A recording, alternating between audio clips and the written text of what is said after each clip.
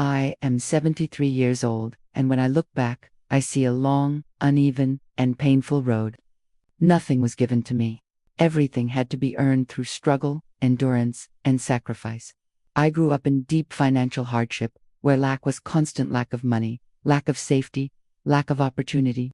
As a young Black woman, I learned early that survival came before dreams. I entered the workforce knowing I would have to be twice as good to be seen as half as capable. Poverty was only part of the battle. Invisibility was the rest. Doors closed before I could speak. Interviews ended the moment I walked in.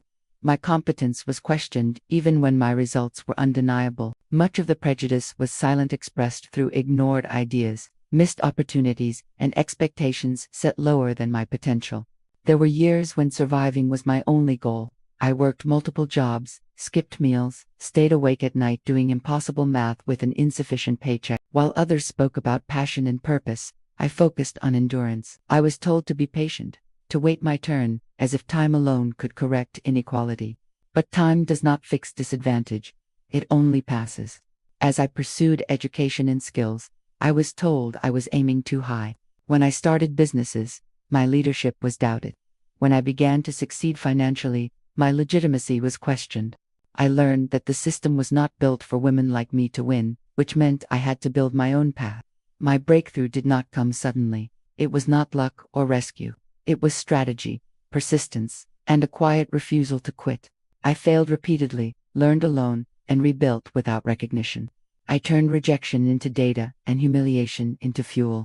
I studied business, money, and human behavior. I identified cracks in the system and moved through them.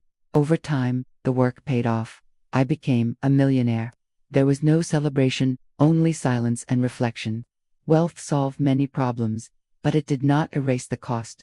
At 52, my body collapsed. In a hospital bed, I realized that defeating the system did not mean I had mastered life. True victory came later, learning to protect my health, my time, and my identity. Today, at 73, I know my greatest success was not money, but surviving a world that tried to convince me I was never enough.